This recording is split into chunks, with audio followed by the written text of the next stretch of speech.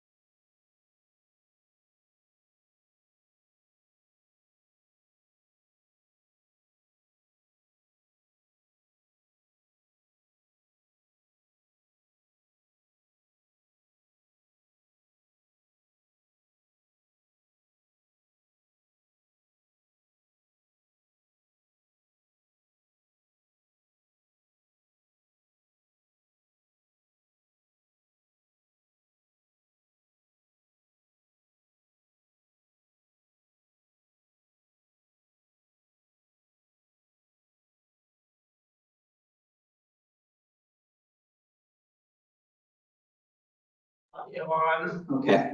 Yeah, we're about ready. On 9:30. And tell me again, y'all are, Don Nelson, oh, Yeah, John Nelson. good, John. Steve Davis, I'm road supervisor. Okay. And John, you rode bridge too? John Foreman. Okay. Linda Raymond, I'm office manager. Oh, excellent. And I'm Amber Fisher and I helped Road and Bridge get the permits necessary for the gravel pit. Okay. She's our GIS addressing and part-time road and bridge. She's a busy little lady. Okay, good deal. When did y'all start work on this, app? Oh, we've been working with BLM since last year, probably May, June. Okay. It's been Yeah, I a thought I saw a long, drawn out process. Oh, yeah. Yeah, it was. We have learned a lot. Sorry. Well, and it's been good, and we didn't even realize we did permit, we sent it in. The expansion permit, sent it to Denver, then I sent it to my commissioners and my clerk.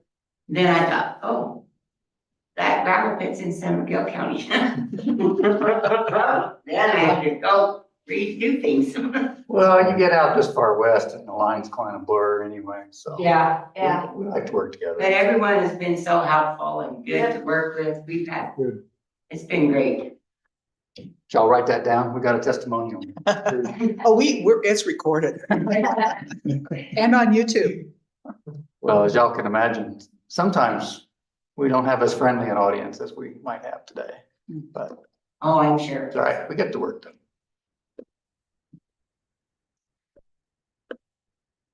I'm sure you guys get phone calls. Why is my road not plowed or?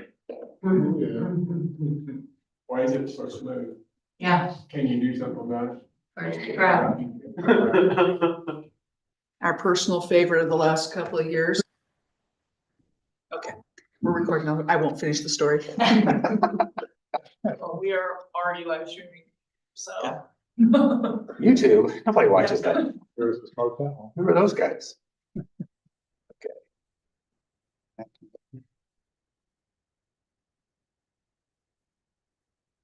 Take it away, Lee, whenever you're ready. For the clock. It's, My computer's at 9:30. Okay, okay. Let's get to work here.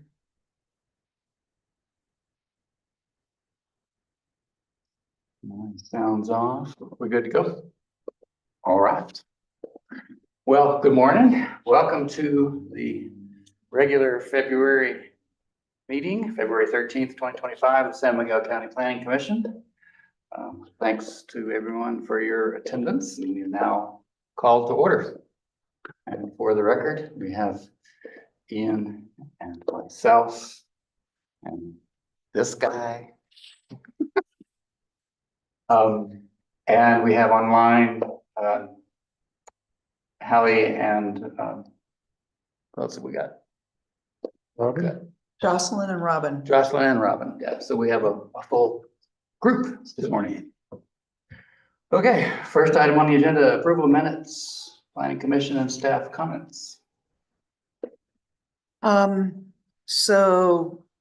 Last week I sent out the next draft of the draft mining regulations, in which I accidentally said the first time that the work session was today.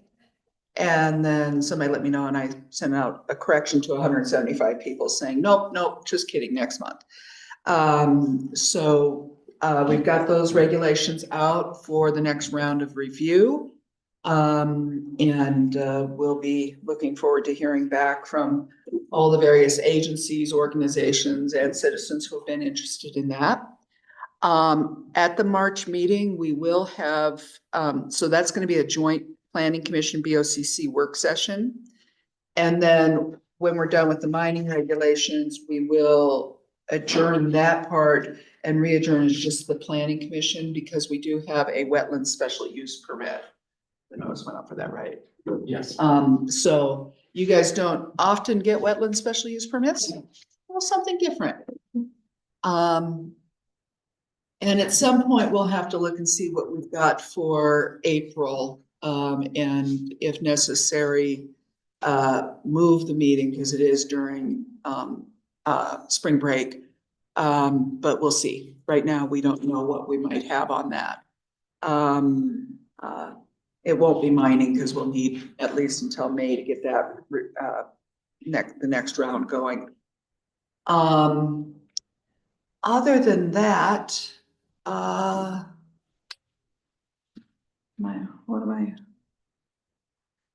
grading and drainage, code amendment was adopted, last week, by the board. There was one little clarification in there, basically saying that the grading and drainage regulations do not apply to things that are allowed by right. So if they're in the list of special use permit required, or one step or two step review required, then they would have to follow the grading and drainage. And that gets into your more commercial intensive stuff. But if it's agriculture or single family residential, that's not going to apply to them. So, Doesn't that, In the West End zone. district. West End Zone District, thank you, okay. yes. You Um, knew where I was going with that one. yeah. All right. Yeah, West End Zone District only. So that is recorded and effective Okay. in, I know we have geothermal somewhere on the horizon. yeah. Is that something that our current folks are gonna help us with? Yes, so after we get mining done, we still have logging, oil and gas, and then geothermal. So we're gonna be at it for a while more. And,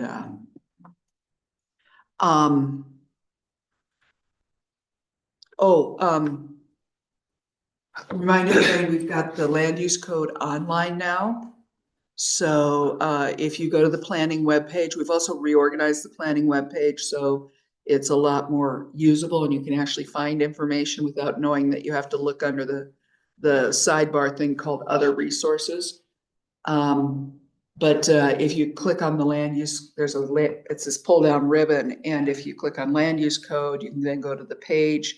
That's where we list all of our resolutions that have been adopted but aren't yet codified. And also you can go to the Civic Plus webpage, and that's where the code is. And it's really easy to navigate. We're finding it to be, a really nice change from our old static PDFs. So definitely do take a look at that. They're on in terms of, now that we've got the code up, they're on a quarterly update. So they've got solar and the other, we had sent so what's on the website right now is from June 2024. We had about 5 code amendments over the next 6 months. They have that, and they should have that done within the next couple of months. So there's a lag time, but we'll get a little bit faster now. Okay, so when we finalize something and it's been signed and sealed by the commissioners if needed, then it has to go through their sort of post-processing to Yes, fit into the thing. yeah. I mean, we could do it on our end and just put it into the PDFs like we always have, but that would be duplicative and, Yeah, it's not what you want. yeah, we pay them for this. So, Okay, other than that, I don't have anything more. all right. Anyone have any comments or notations on the minutes? I did. This is Hallie. Yeah.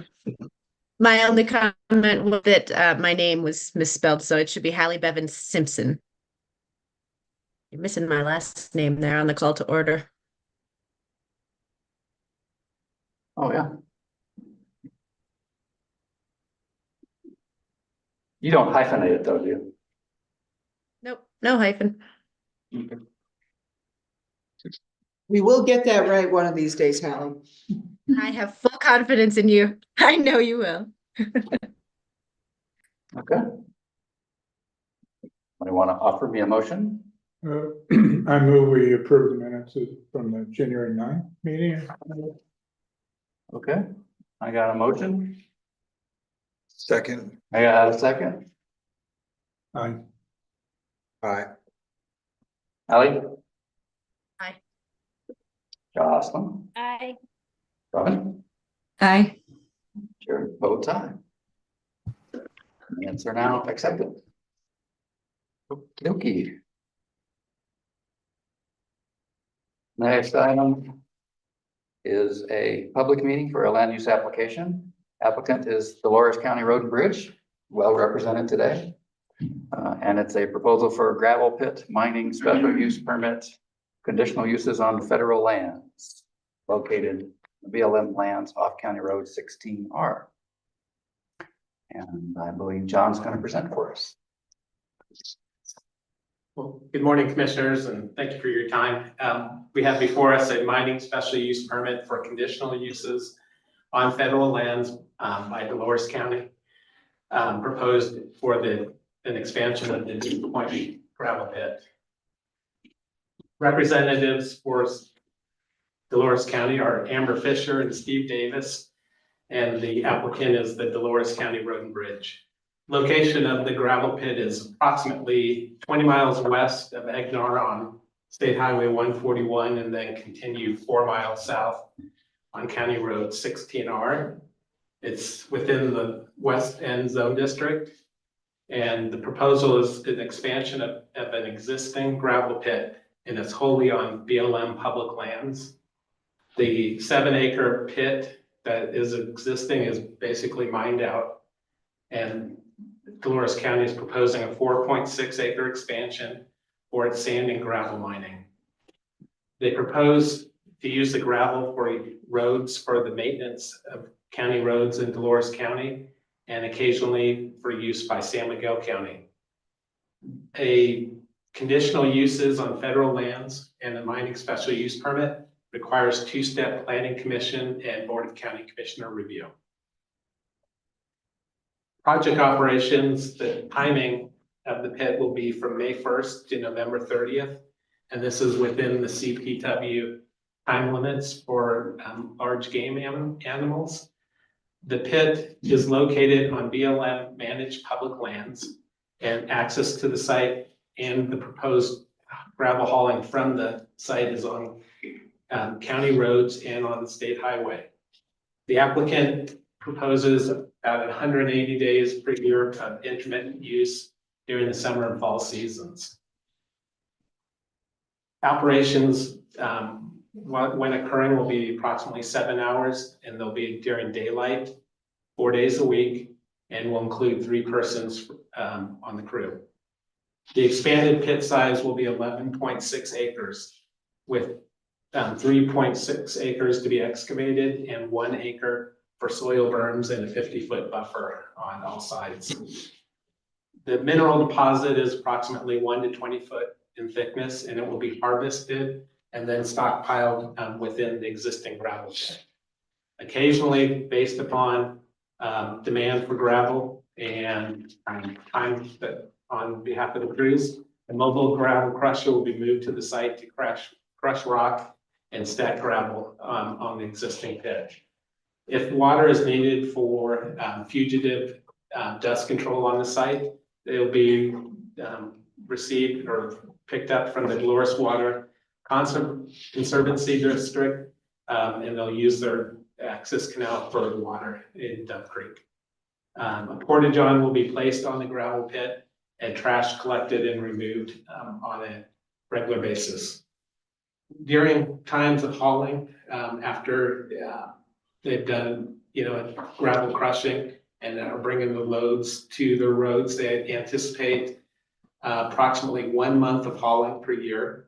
That would be about 16 work days in a month, and would expect 20 haul days during a regular day. So therefore up to about 320 haul loads during the year.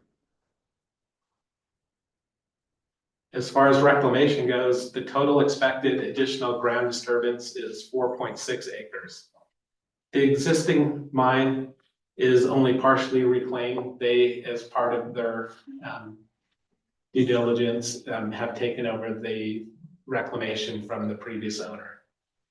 The reclamation will occur in stages and will occur after an area has been mined out, and it will be regraded And stockpiled topsoil will be spread over the surface and then revegetated with a BLM approved native seed mix. It will be broadcast for the seeding method, and seeds will be raked into the seed bed. There is a weed control plan where if weeds are noted in the mined disturbed soil areas, they will bring a licensed applicator on site to perform weed control. A reclamation bond is held currently by BLM and Colorado Division of Reclamation and Mining Safety. Generally, those are held for a 3 to 5 year period to warranty the reclamation work and make sure that revegetation occurs up until, in this particular site, up until 30% reclamation level. All reclamation, however, is subject to specific guidance, protocols, permit requirements by the BLM and Colorado DRMS. There are, as Dolores County has found out, there are numerous required permits for this operation. The Bureau of Land Management required an environmental assessment, and which has been approved. They examined the project application regarding access, archaeological and cultural resources, looked at surface disturbances, endangered species and other animals, and compatibility with existing uses. The Colorado DRMS, they had to apply for a conversion to a 112 operation, which has been approved by the state agency. In addition, CDPHE has approved a stormwater permit for operations of the gravel pit, and there is a current application for an air quality permit, which is currently still in review with the CDPHE. This vicinity map prepared by county staff, it shows the location of the Disappointment gravel pit, and it's in relation to Agnar. The nearest residence is 2.4 miles from the gravel pit. The intended work area is very remote and is located wholly on BLM lands.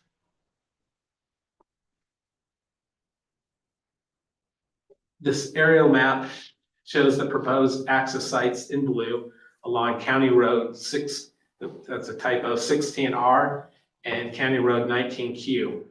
The red dot signifies the location of the gravel pit, and mostly their access is going to be off of 16R to the gravel pit for mining operations. The haul routes are shown for the different times when they need to bring gravel back to Dolores County. So they'll use County Road 16R out to State Highway 141, go on the 19Q till it connects to Dolores County Road D. And so that will handle that portion of Dolores County. And then they'll also haul gravel back to the Dove Creek area along 16R, and then following on State Highway 141 to stockpile in that area.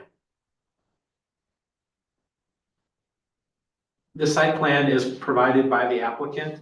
It shows the location of the driveway access with it highlighted in yellow, and the green star at the location of the intersection with 16R. Part of the gravel pit has been reclaimed, and that's indicated in the white section labeled reclaimed area. The existing pit, which has not been reclaimed, is highlighted, or it's highlighted with in line by the green color and labeled existing pit. And the new area, which is labeled new disturbance, is highlighted with red and indicates the 4.6 acre area with the buffer zones that will not be mined around that area. The application included other various site maps of the gravel pit layout. There were no fencing plans, water sewer plans, or building plans applicable to this project. This wildlife map was prepared by county staff and to illustrate the different wildlife maps in relation to the gravel pit. And the main, this project is mainly within mapped elk and mule deer severe winter range and winter concentration area, and is considered a high priority habitat by CPW. Land use is located in the area of state and local interest according to our county code 5-407A, and the standards in this section will be met. Days of operation will be limited to May through November to avoid sensitive species wintering timelines. And this is within the limits requested by the Colorado Parks and Wildlife to alleviate potential impacts for mapped wildlife, including big game. Basically, they're going to operate during the summer and fall months. It doesn't do them any good to operate during these winter months, so they will definitely be steering clear. I think it's interesting to note that the location is near Bighorn Summer Range, which is in the pink, and then also near it's also within the elk severe winter range. Also mapped the Gunnison sage grouse, and there's no impact whatsoever to Gunnison sage grouse at this location. And the pronghorn winter range is shown in the light blue, which is not impacted by this application. John, real quick, I was unclear what the yellow line is outlining on that map. Okay, go back. The yellow line is the county road system. And so if you can see my cursor, I guess you can see it. The pronghorn winter range basically took over the road range at this point. I'm sorry, that's where it dead ends into Highway 141. And so this particular yellow section is just a section of county road. What we don't see here is Highway 141, which then connects on to, it's overshadowed by that pronghorn winter range. Is that? That answers it. Thank you. Okay. The gravel pit and the proposed expansion are adjacent to County Road 16R. What this photo illustrates is County Road 16R heading south, and the location of the gravel pit shown by the red arrow and the label. And it is higher than the road, and therefore the gravel pit is not visible outside of the project area. The use of existing roads serve to minimize the volume of dirt work and overall project impact. And the second photo on this page shows the pit entrance off of County Road 16R. It's an existing access to the gravel pit. It probably will need a little bit of blade work to get it ready for vehicular traffic. And by using these existing roads, it will minimize the volume of dirt work and overall project impact, and will help simplify project reclamation. No new road construction is proposed, and no county roads other than minor repairs will be impacted. Second set of photographs show the pit. The pictured location is taken from the eastern gravel wall, and is looking westward into the pit and onto the west wall. The expansion area shows rangeland, and it's looking west towards Egnar.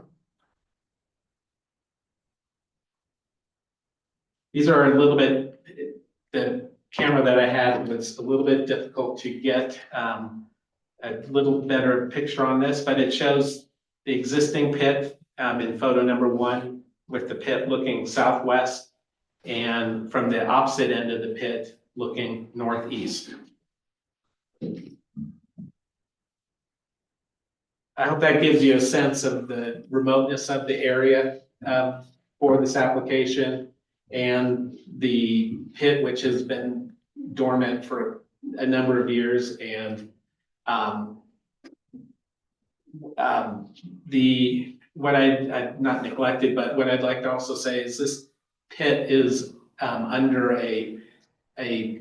what's the term for it? It's a zero, not zero production, but they are not going to be selling any of the gravel for profit. It's all going to be at their cost and use on the county roads, and any of the gravel that is sold to San Miguel County will be at a cost level and without markup.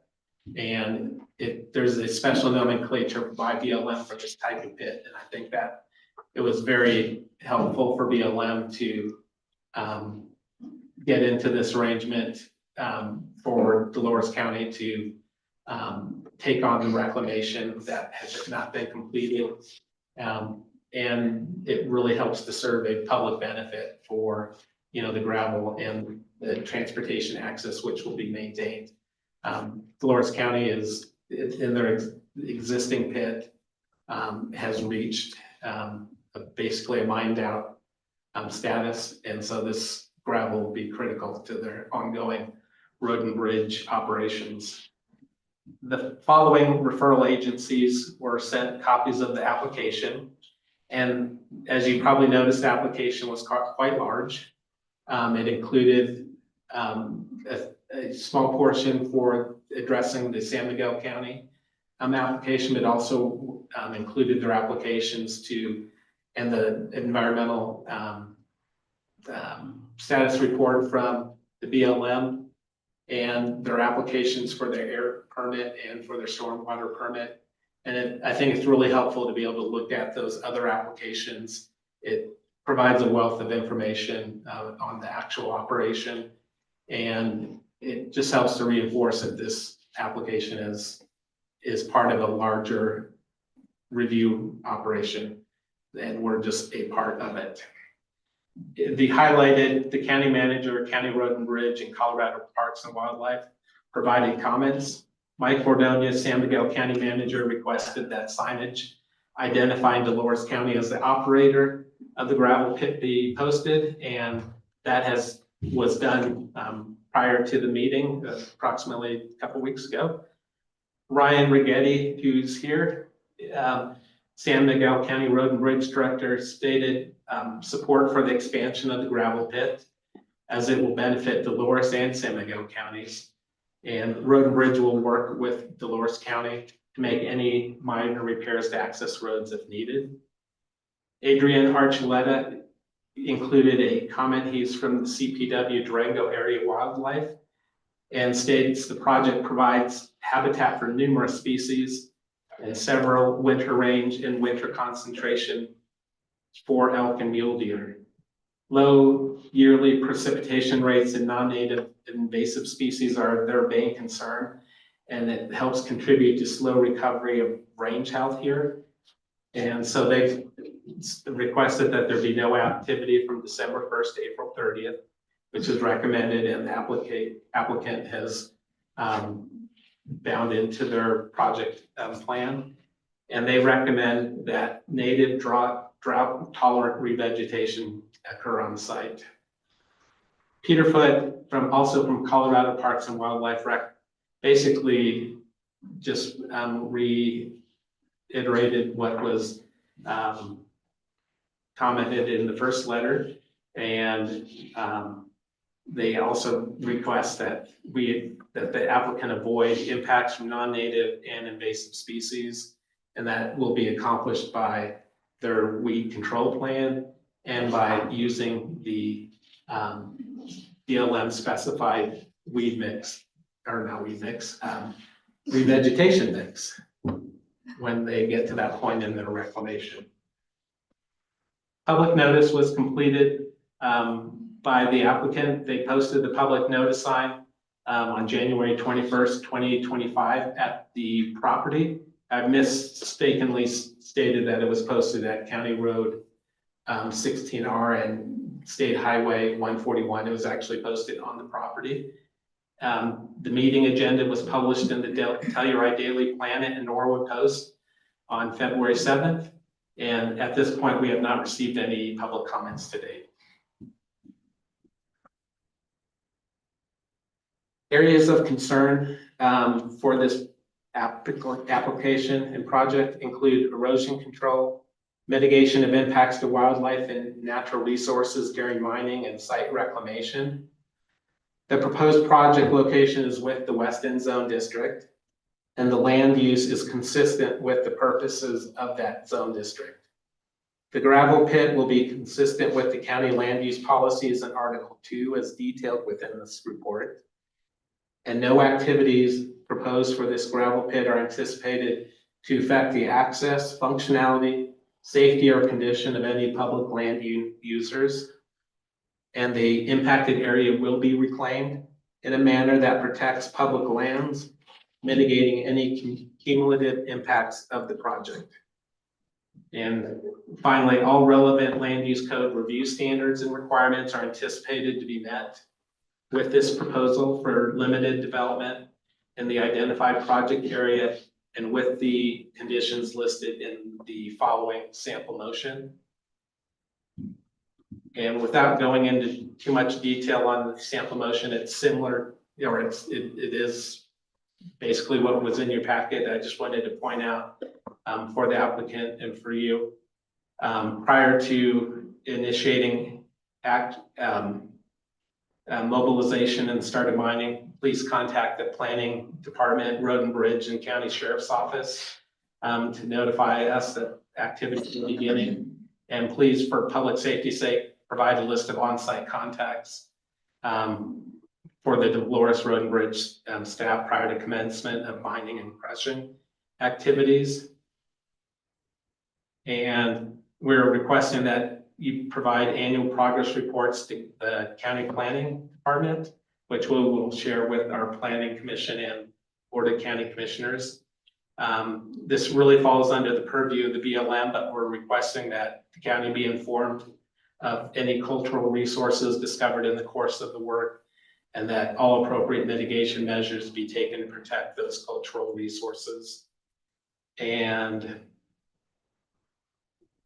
finally, if any hazardous materials are going to be used in the process, please provide notice to us describing those materials and how they'll be stored and transported.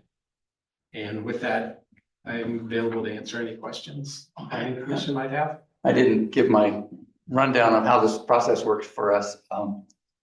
Staff presents as John has just done, and the commissioners will ask questions and so forth. And then we will turn to you guys to embellish and enlighten us some details. We'll open for public comment. We have a few public, I think, on the call. So, commissioners, questions? Hallie, you want to go first? Sure, I can jump in. I have a few questions. I mean, first of all, thank you for the thorough application. I was really impressed with the level of detail you guys provided. One question I had with regard to revegetation was, will there be any watering after revegetation, and or when you spread the seeds, will it be at a particular time of year to maximize germination? That's an applicant question? The staff question? Probably Who in, so. Yeah, okay, we'll put that on, we'll forward that to them. And then I had a question about, there's a mention down in wildlife habitat areas that trees and shrubs provide high wildlife food value, especially heavy seed, berry, and fruit producing species. I guess my question is, are there any in the expansion zone? And if so, can they be transplanted instead of just bulldozed? I think the amount of, I don't think that's possible just due to the amount of time that will occur between mining activity and then reclamation. I guess I guess they potentially could redo that or use some of those plants to, on the existing pit, but if you look at, John, if you wanted to flip back to the photo of the site, it's, so that, the photo on the right, the expansion area. You can see that it's mostly sagebrush and, it looks like a juniper, maybe. And those are not really transplantable. So, Yeah, I mean, if there were an opportunity to either plant a couple new trees, or transplant those, I would support that just because I know this kind of landscape takes a long time to recover. And I wouldn't imagine transplanting them after reclamation, John. It would be more of, during clearing and grubbing when they're scraping back the topsoil. They would dig these up and then plant them somewhere at that point in time. But if you don't think that's feasible, then I'll defer to people who know more about transplanting than I do. And then my last question was just, if there's any kind of on-site storage of fuel. I know we have the comment that we want to know what's on site, but I would also say we want to follow best practices. So if we're storing fuel or oil or hydraulic fluid on site, we'd want to have some kind of secondary containment and make sure that's properly maintained during your site visits. Okay. Jocelyn, any questions? Thanks, Alex. Yeah, I have a few questions for John. First of all, I'm wondering, John, if you have any photos of the area that's already been reclaimed, or whether you can talk to us about how successful that reclamation has been? It's really, I don't have a good photo of it, Commissioner. This picture on the right shows or looks at the area. Reclamation hasn't occurred in this section of the pit, which you can see better in the foreground. What I can say for my site visit is that the soils have taken to reproducing the plant level that is existing outside of the in the rangeland area. The requirement is to get back to 30%, and which is the level that the BLM and the CPW has identified in their comments, and it has reached that level of vegetation in the area that has been reclaimed. I can't say that I've saw any of the bigger plants, any of the sagebrush, but the taller grasses have certainly taken to and are reclaimed in that area. I don't know what date that was actually reclaimed, so we could be looking at a site that's had numerous years to reproduce, and that's why it's looking so good. But I John, can't. my understanding was that the underlaying layer here is clay, so I wouldn't expect the existing pit to grow much, but we're planning to spread topsoil back over it, right? That's the reclamation plan? That is correct. So the clay is good to contain the operation, but you're right, it's not good for regrowth, and that's why they need to repopulate it with or respread it with the topsoil that they'll save. So the Go standard back to from, the previous photo. yeah, go ahead. Sorry. I think the previous photo shows the berms revegetating a little bit. You can see in this first photo that berm, that disturbed surface, does have a little bit of grass on it. Yes. Okay, but there's not an issue with invasive species in the area that's marked as already reclaimed on the map. Not, it's really easy to notice thistle and things like that. And that certainly was not prevalent. Okay, great. Next, I'm wondering who will work on behalf of the operator to determine if there are sensitive species or culturally significant findings. Uh, I'll have to ask that applicant which staff members they will have. Well, there was as John mentioned, there was an impressive amount of detail, and Hallie noted it too, in the EIR from BLM, just to dive into the three-letter acronym world. I was actually pretty impressed that they had already reached out to the Navajo and the Ute and the Hopi communities and gotten feedback. There was one historic site that was mentioned, and I got curious, and I'm going to ask you guys when it's your turn what that was by number. I even started, going through AI to try to find it and see what it was, but the native community seems to have signed off on what the plan is, and I infer that their expectation is that there's not going to be any kind of native cultural sites that are going to be disturbed in there. And I'd add that in terms of archaeological and paleontological resources, those are generally protected as to the exact location and description in order to protect them. And so there, you're not going to be able to just, go on to the the federal, the National Register site and look up all the forms. Or the state site, you'll see confidential.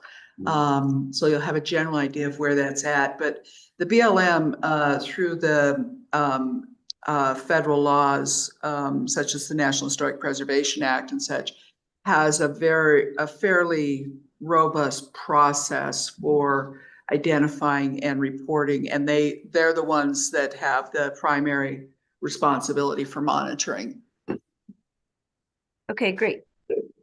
It did seem like there was still maybe some unresolved stuff with the Hopi tribe, but we can talk about that later. I guess my next question, the BLM had a part where they talk about migratory birds, and it says operators shall only remove vegetation before May 1st or after June 30th to minimize disturbance to migratory birds. But that doesn't seem to be a timeline that is being considered in the final application in terms of their work removing all of the vegetation starting May 1st. So I wanted to address that. And finally, John, this doesn't really bear on the application today, but I'm just curious how the size of this expanded pit compares to other gravel pits in the county, and also whether it's a place where it would be appropriate for further expansion in the future. As I said, that's not really part of our discussion today. For context, I'm curious about that. If I could refer that question to Ryan, who is here, if he knows by chance that this actual sizes of our other county gravel pits. The same relation is consistent on the small side. I don't know if you heard Ryan, but he said it's consistent and on the small side compared to other county pits. Okay. And as far as, I haven't read anything or heard anything about any future expansion or how that, if it is even available as a possibility at this site. Okay, thanks very much. Thank you. Thanks, guys. Robin, anything?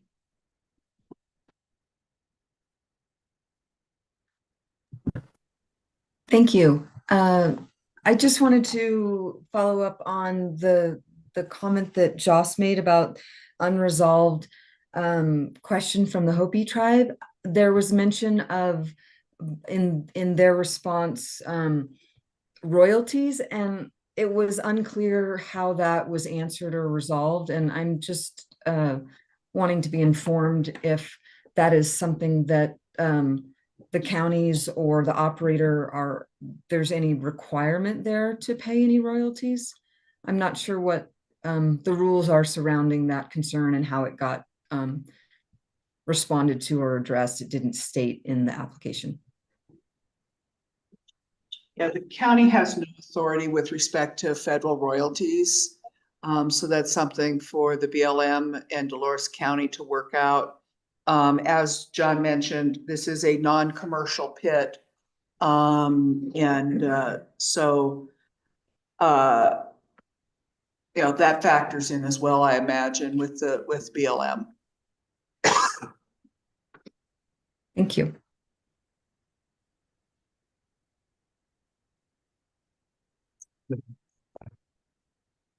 Gentlemen? No, I might have a question for the. Yes. No question.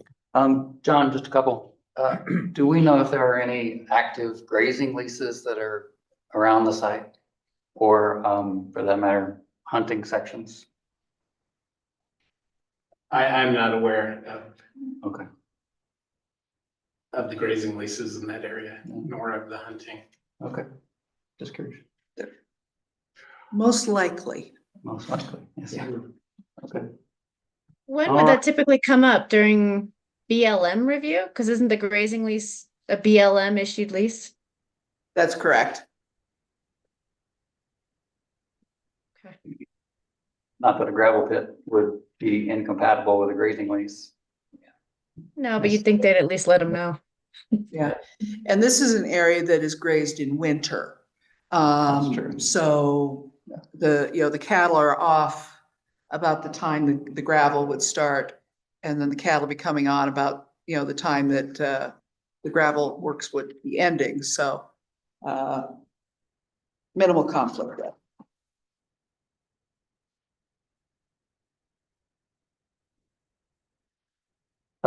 And Jocelyn, back to your question, I'm just looking at their detailed table here on the special status species animal, that they note that the pit expansion is less than 5 acres. And the mitigation is, if possible, remove vegetation before May 1 or after June 30 to minimize disturbance to the brewer's sparrow. Okay. And we've also had the request from CPW not to do anything before May 1. So does the county plan to go in after June 30th? Or does the county have a plan for that?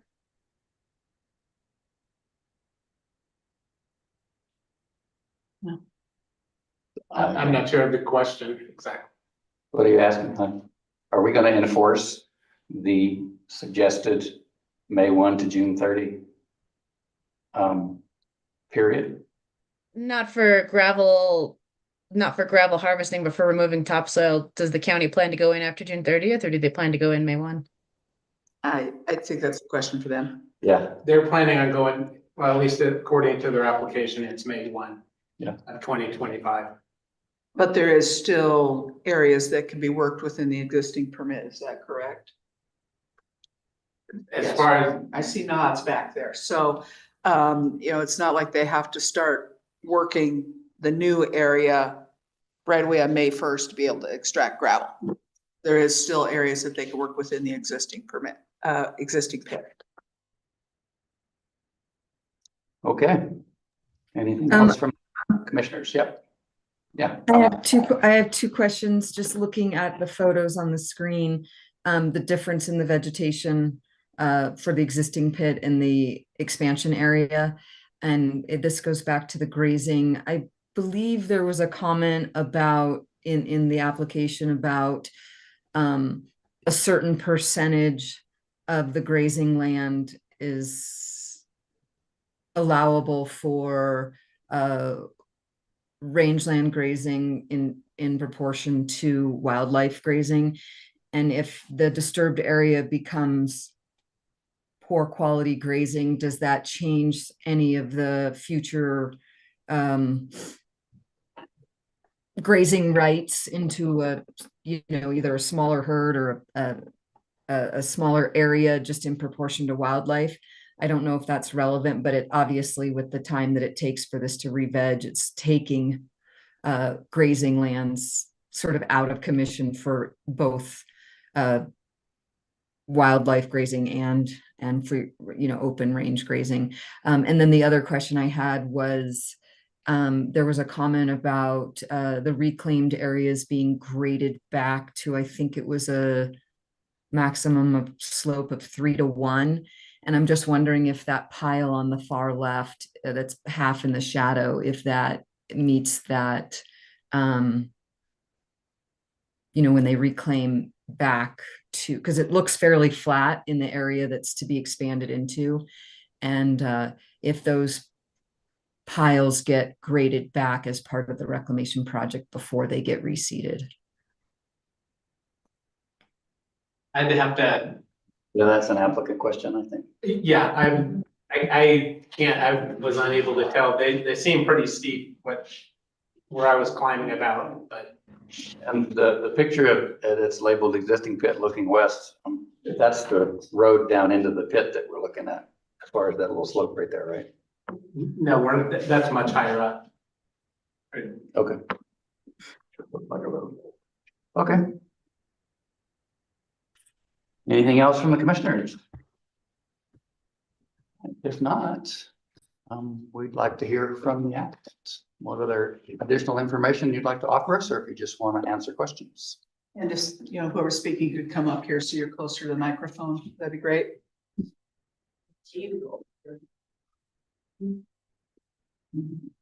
If you wouldn't mind coming to the. Well, I was taking note of what the commissioners had asked, so, I'm gonna go with you.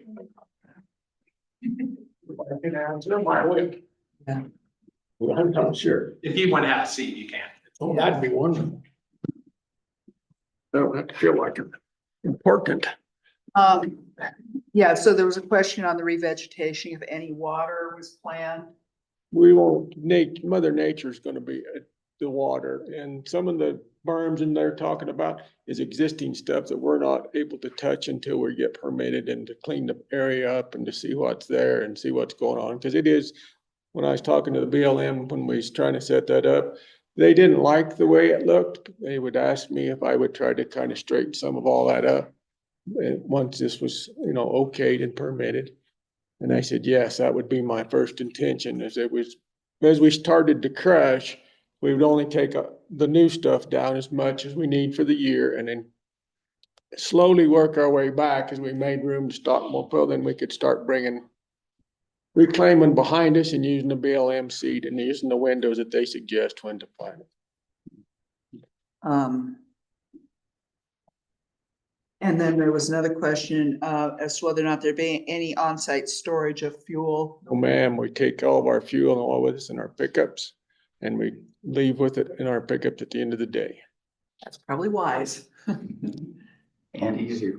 And ensures that your fuel is still there in the morning. We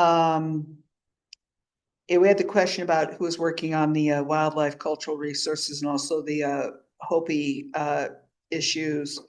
It's probably more at the BLM level. Yes, Yeah.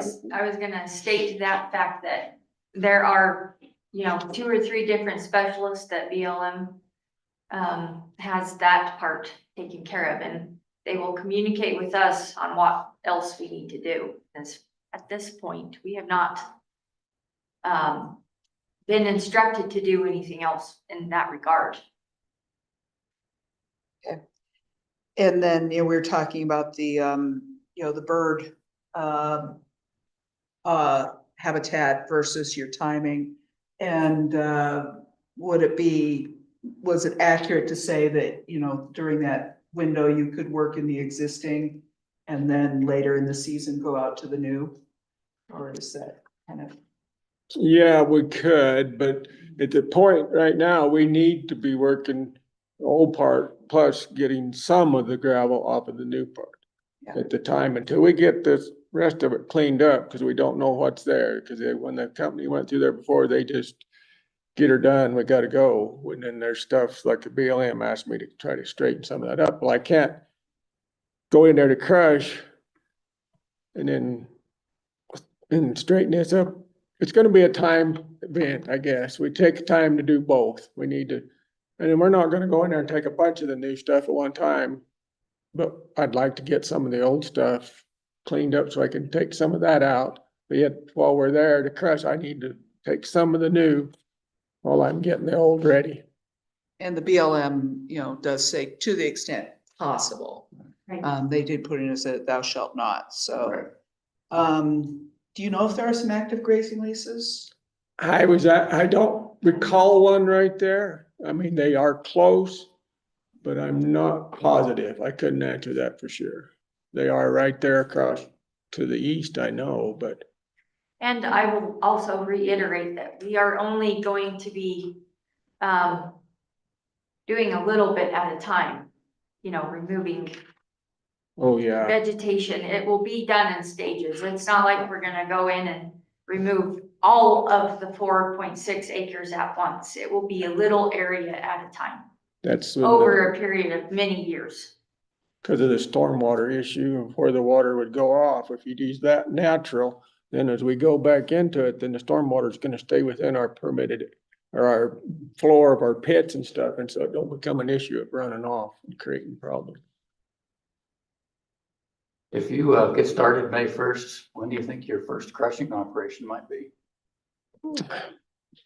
I don't know that for sure. It depends on, because we have to do the mag chloride and all that first. When I get that done, then I go get my crushers lined out, get my 3 people, me and 2 others lined out, and then we go crush while the rest of the road and bridge does other stuff.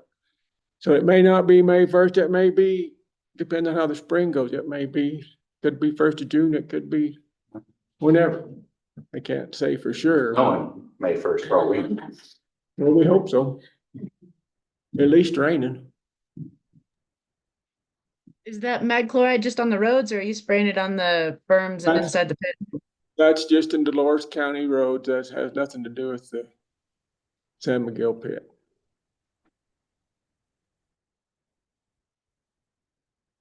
Okay. The questions for the applicant? Why'd you choose, is this as big as this pit can be? Is this essentially like what you're asking for here? This is as large as it's gonna go, or is there more options in the future? Just curious as to why the size that you picked on this one.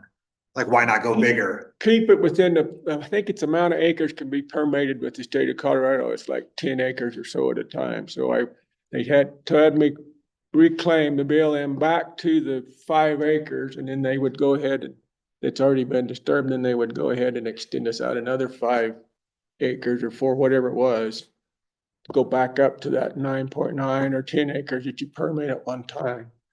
Later on in years, 10 years, I could not answer that question. If there's more expansion, there's gonna be more gravel there. Yes, you can see it all over, but right now it's just within that 10 acre permitted.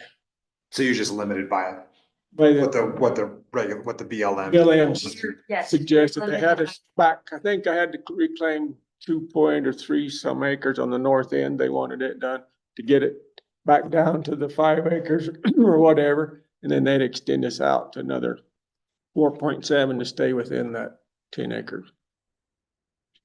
And the people that are working it are just Dolores County employees, right? Sounds like there's just gonna be 3 of you. 3, keep it small and keep it simple. Okay. Other questions for the applicant? Yeah, what is the weed control plan? We have a licensed weed control person, water license in Dove Creek, and that's, if we have issues, we just have him come in and take care of it. I mean, if there's just a weed, normal common weed or something, we could take care of that. But if it's a noxious weed, he takes care of it. Is it safe to assume that's some kind of spray? Yes, it would be, if it's required. The BLM or MSHA will come in and check it, and if we have a weed inspection, and there's problem, they tell me we need to take care of it, and that's what I do, is have the licensed guy come spray them.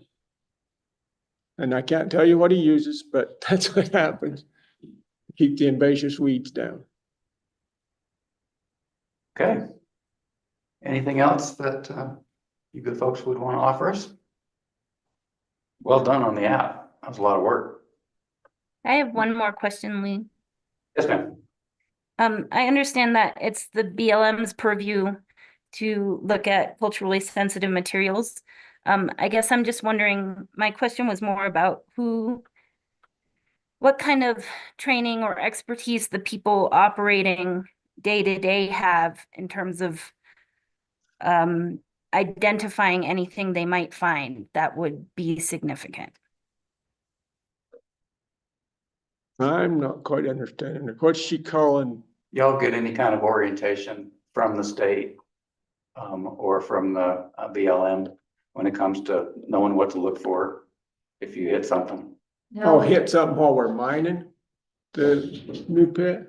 I don't guess we ever We- have, but we haven't, we, I guess part of this whole ordeal, sorry, was that just us getting through all these permits necessary, but I can assure you that BLM will make sure we're not doing something that we shouldn't be doing. There are several specialists that will work hand in hand with our road crew. If training is needed, I'm sure they'll give it to us. Yeah, typically, BLM has their cultural resources specialists. And they're the ones doing site surveys and evaluations. Yeah. So, My guess would be that you have to call them in though. So as you're digging, if you find bones or you find indications of a building, I you can have to see identify it. them. Yeah, I can And I- identify that kind of stuff. Yes, ma'am, I can. And I We've believe seen that's things. in their environmental assessment too, that we are required to notify them, which we will. Yes.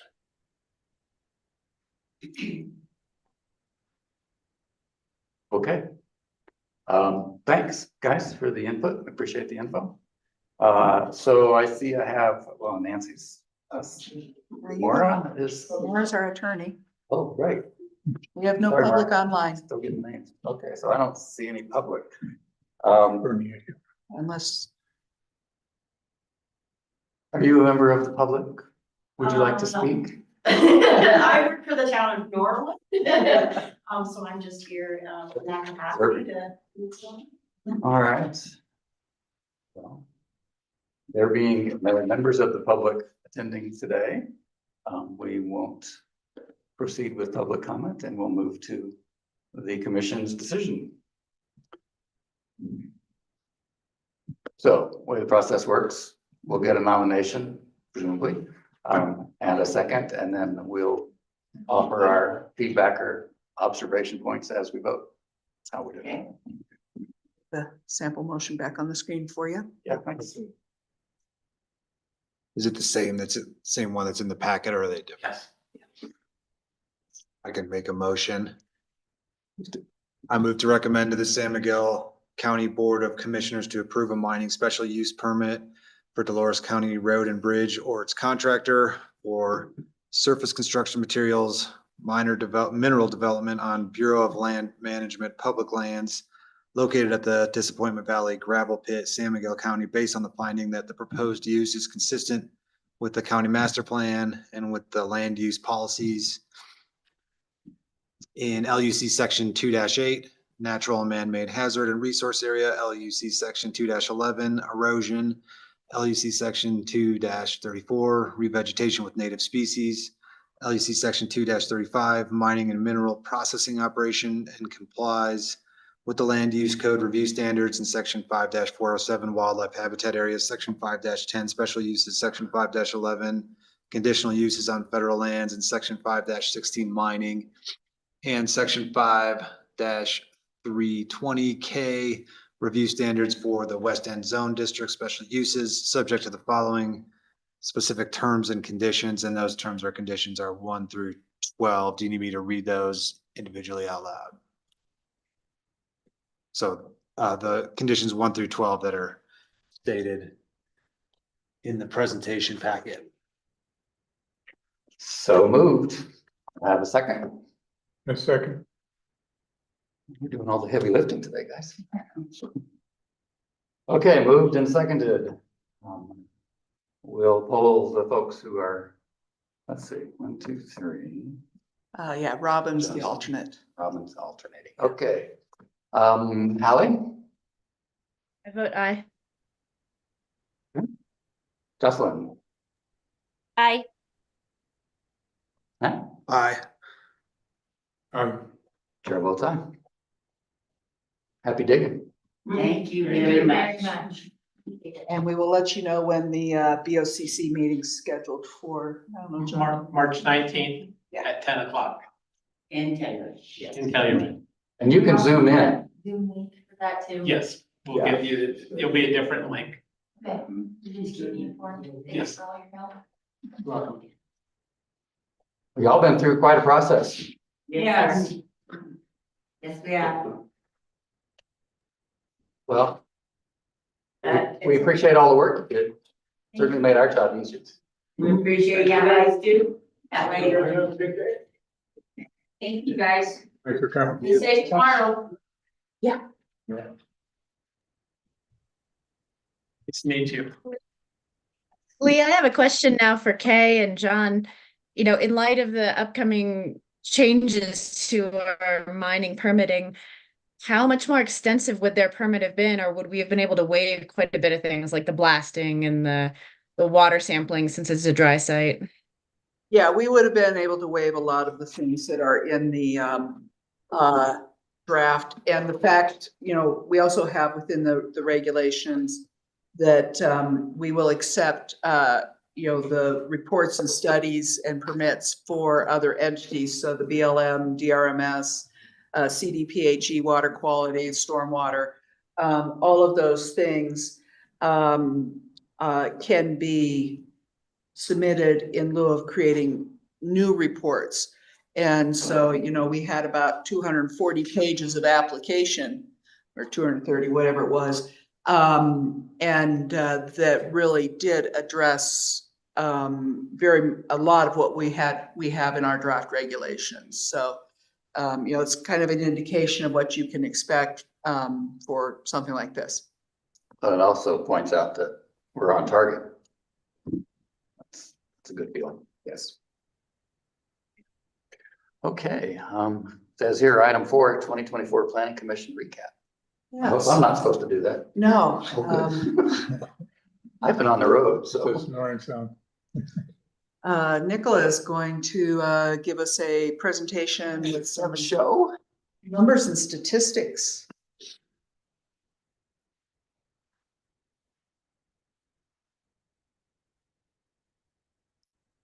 Of course, you know that we've had a busy couple of years.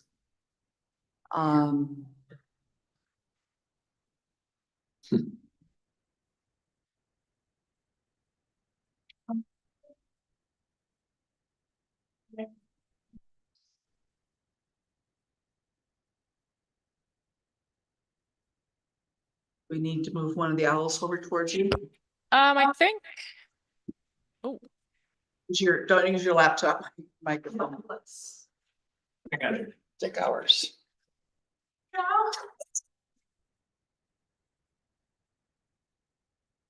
You guys hear me okay, Hallie and Joss? And Robin. And Robin. Alrighty. So just a little recap on our past year. We have done a lot of major projects in 2024, the East End Master Plan being the most notable in all of our minds. We also codified the San Miguel County Land Use Code, which maybe you guys was a little bit more behind the scenes for y'all, but was a great success for the planning department, and hopefully will help you guys be able to do your jobs a little bit easier. If you have land use code related questions, sure you guys are reading through it in your free time, so it's gonna get a lot easier. And then we did 7 land use code amendments, including the solar regulations, which was obviously a big one. Camping, mining hazards that we're now doing more with, but more on the mining side, and then grading and excavation, parking, the definition of a family, and then a whole series of cleanups and corrections. So that was certainly more than we do on an average year. Here's just a general overview of kind of how many land use applications we get in a year, why we've been having a little bit of a downward trend since 2021. I am not totally sure. Maybe it was a peak in like COVID related, you know, special use permit, tourism things, which is maybe slowing down a little bit. There could be lots of factors influencing that, but pretty consistent with 2023 this past year. And then I know this is hard to really read this whole chart, so I'll highlight a couple important takeaways on the next few slides, but these are just all of our different types of land use code, land use applications. We can see that we had quite a few extra land use code amendments here. The 2024 is the one that's in dark, that black color. So those can kind of give you your baseline.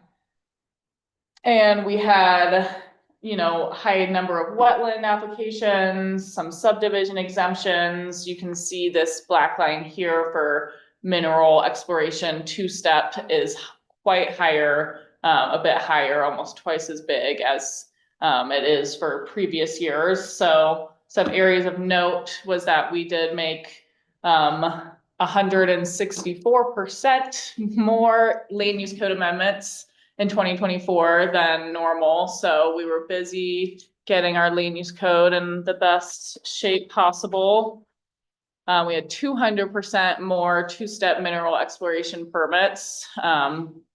So we had quite our share more than usual in 2024. And I included Zoolander in there because we all love him. And then here are our development permits for the year. Two areas that I noticed is it looks like we're getting less applications for new single-family residences. As you can see on those, the NC stands for new construction, and then we have residential permits that are under $1 million and over $1 million. And those are kind of down in numbers, whereas additions and remodels are significantly up, which could lead us to think that, you know, our county is getting fairly built out as it comes to, you know, undeveloped land for building new single-family residences. So people are turning towards those additions and remodels to make their dreams come true. And we had a couple more development permits than average this year. And then here's our short-term rental licenses. These have also gone down a lot. I think part of this is attributed to our having a new building inspector who has been doing a really thorough job. So a lot of our short-term rental inspections have been failing, and we've been asking them to correct a lot of things in their houses. We have been doing a little bit of research into just the number of short-term rentals that are operating in our county without a permit, and we might be coming back to you all to see your opinion on what we may or may not want to do about that. And then here's just an overall summary of what you guys have accomplished this year. We had 11 regular meetings, 6 work sessions, keeping the public informed, 2 new members, welcome aboard, Hallie and Robin. You guys are already in the swing of things. And then we did say goodbye to MJ and Tobin last year, and then Matthew became our secretary. So thank you for doing that, Matt. And yeah, that was the summary. If you guys have any questions about that. Thank you all for your hard work. I'd like to add something. So in 2023, we started SmartGov, correct? Mm-hmm. Time flies. And you know, that's our online permitting portal, and it's very active and very robust. You know, people can submit their applications through that portal. They can, we interact with applicants, you know, if there's anything else we need, we let them know. And in terms of the development permit, you know, people would come in and we'd say, well, you need to go get your addressing, and you need to get your OWTS, and you need to get your driveway access, and you need to get your driveway, and then you need to get your development permit, and then you need to get your building permit. You know, 6 things. We, this year, thanks to a huge effort from Lily Briggs, our plans examiner, and assistance, you know, from Nicola and others, pulled together what we call one permit. So when somebody's coming in, they're uploading everything, you know, they're uploading what they're gonna do, and internally, we route it. So we're not telling them to submit 6 applications, they submit 1. And then internally, we review it. You know, there's some things that we're still working out and trying to improve in the system. But it also has a public facing side, so members of the public can look up and see what's going on. They can also provide us feedback if they have a question or an issue, or they think that their neighbor might, you know, have a violation going on or something like that. They can put that into that portal. You know, you can't go in and look up your neighbor's house plans. That we don't have 100% of an application detail public, but you know, you can look up a lot of information through that The system. public can watch an application in process. No, they don't get into that level of detail. You know, if your neighbor has a permit to build what they're building, or if they have a short-term rental license to be renting out their house next door to you. Can you subscribe as a member of public? Can you subscribe yourself to a project? Notify me when updated. You know, if you wanted to be able to see where the plannings is in the review or building, you would need to get, you know, permission from the project holder themselves. And you could add an indefinite number of people onto a project and get updates. But as far as just a general member of the public, you wouldn't be able to see anything aside from just when that permit is issued. If you look up the property, you could see the permit itself. But there's no way to get notified, you know, Yeah, I'm kind of thinking about that thing like on the USPS website where you can look up a package and it's not here yet. So you can say, send me an email when it gets here. You can do that for your own. You can't do that for mine. Yeah. Nicola, of those 40 or so applications that you said came through last year, do all of those come before the board, or are most of those handled in your office? Sorry, all 40 applications for. Land use applications. Yeah, I pretty think you said We have some land use applications that are administrative review, like we have our wetland applications that are just done internally, but most of them are either going to the planning commission or the board of county commissioners. Some of them are one step straight to the board of county commissioners. So the planning commission would not have seen all of those, no. Yeah, I think our 2 largest categories are the wetland special use permits, which are almost always administrative. And then the subdivision exemptions, which are like property line adjustments, lot line vacations. And those are one step to the board. So you guys don't see that. And then we also get in substantial PUD amendments where there's some adjustment to the PUD matrix like at Lawson Hill or Ilium. Those are administrative approved by me, but they do get sign off by the board before recording. So that, you know, there's a number of things that you guys don't see. Well, I'm glad that we have a system and a platform that's serving this. Yeah. Instead of the other way around. That's always a good thing. Since we have a few minutes, if we wish, any ripples in regards to society turn and new wastewater treatment and changes of plans and the medical center? Any news? Society Turn, I am waiting for them to submit their final plat. Hopefully that's happening fairly soon. I haven't talked to Tom lately. It's one on my to-do list. I do know that CDOT has issued the access permit.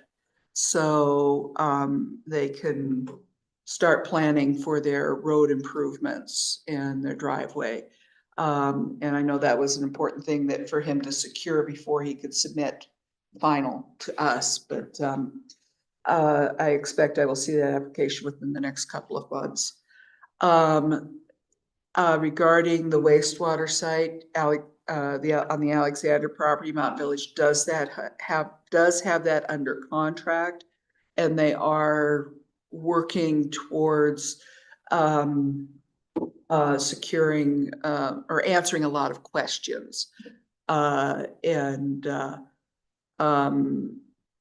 know, there'll be, if they move forward, you know, there'll be a few processes with the county that you may or may not be involved in. So I won't go into too much detail, but yeah, they're still working. It's still a thing.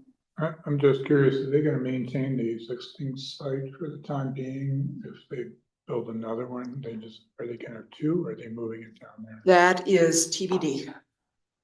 That was one of my concerns as far as people living on the third floor, fourth floor next to a wastewater treatment plant. Yeah, that's a ways out. There's different options, you know, an entirely new plant that eventually replaces the existing plant, or using the existing plant for kind of a pre-treatment, and having a two-stage. If it does become unnecessary, then, you know, they can reclaim it, and the town would, you know, be looking at what they can do with that property. So. The town would. Yeah, the town of Telluride owns the current wastewater treatment plant site. Okay. So, and then, you know, if there is a new plant, the governance structure, you know, possibility of, you know, forming some sort of special district, you know, from all three jurisdictions. Lots of, it's a long road out there. Right. Imagine. Yeah. And then in terms of other things that the BOCC is regularly briefed on is housing. You know, so the counties work on the Pathfinder property, the Deep Creek property, and probably the first project to be built will probably be some accessory units at the sheriff's office in Ilium, to provide accommodations for the for employees to help minimize their commute. So with the sheriff's department or? Yeah. So yeah, basically, you know, a place for employees to, you know, to stay during their work week. So that's, but you know, keep an eye on the BOCC Housing Matters briefings for information on that. Good. Hey, regarding that, that comment about keeping an eye on the BOCC, when you sent out the email, I think it was just yesterday or the day before, about the meeting that happened on Monday afternoon, and the response was that that was being elevated to an executive level, but that we might see some things come across this commission. Right. Does that, when you say that, does that mean that it's elevated to the BOCC is going to be directly involved versus the county planning commission, and then making recommendations to the board that the board's just going to be directly, are they part of the executive group? Yeah. So yeah, there were two things on Monday's intergovernmental meeting, which happened quarterly. One was the presentation of the housing needs assessment information, and that's still in draft phase. It's not finalized. And I'll try and make sure that you guys are in on future presentations of that. That was the first that I'd seen. You know, I got a chance to look at the slides that morning. So, but you know, keeping you guys in the loop on the housing needs assessment. And then the regional goals and objectives is something that it's being handled by,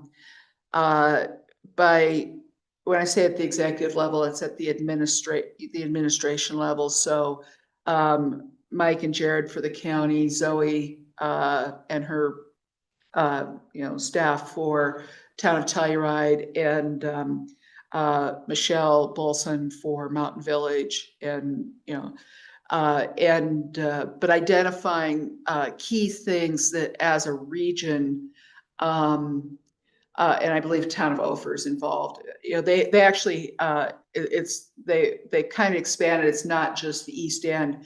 They also had some representation from Norwood, and input as to what's important to this end. So, identifying some core areas that are important to all the jurisdictions, and some measures that can be taken to address them. So if you look at that spreadsheet, it has a lot of that, and you'll see some overlap to the East End, some of the things in the East End master plan. And you would, if you look at, you also see some overlap for or see some areas where you as the planning commission might be, a key party in the implementation of certain plans, and so something to keep an eye on. But like I said, it's and then obviously the elected officials are kept in the loop on these as well. So we would be pulled in or participating at an implementation level, but not at a planning level, because the planning level is at an executive level? Yeah. Did I hear you correctly on?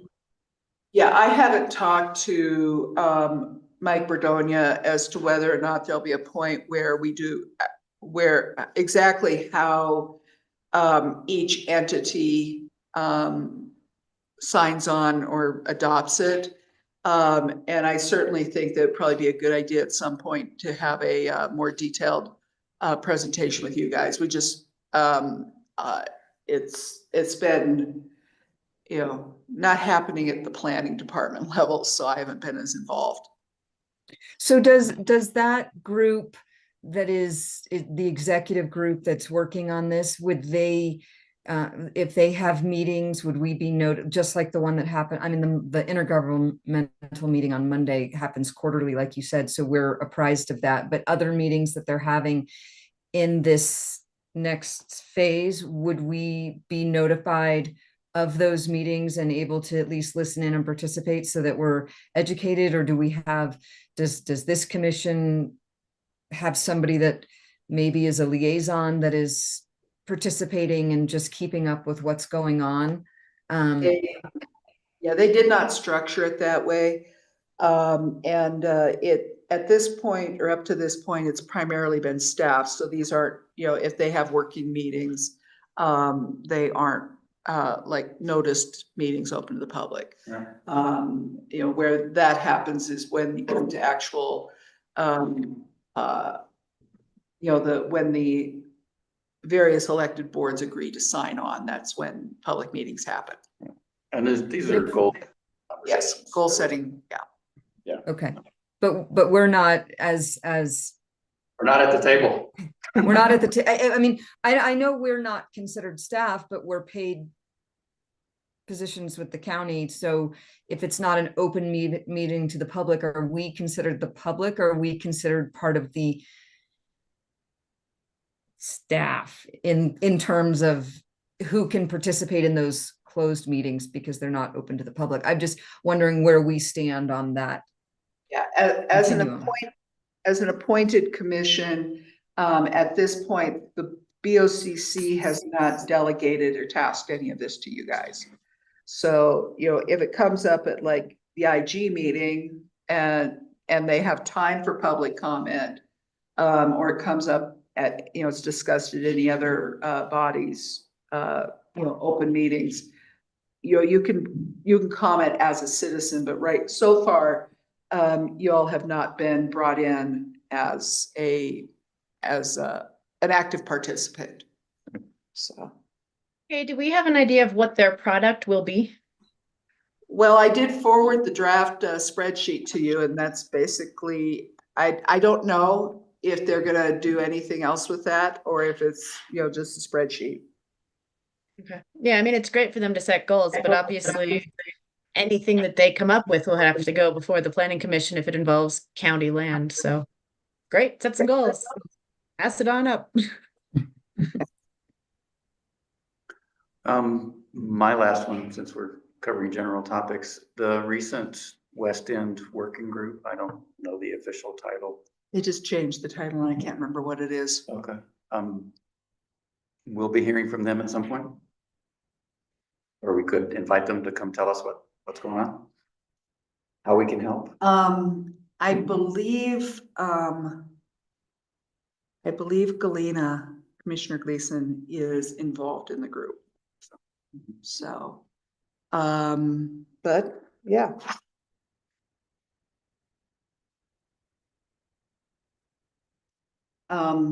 Yeah, Community Builders is the facilitator on that, and they're pretty open to doing presentations and meetings. Oh, Galena would have a good sense of when it would be a good time to come talk to us. Okay, anything else, guys?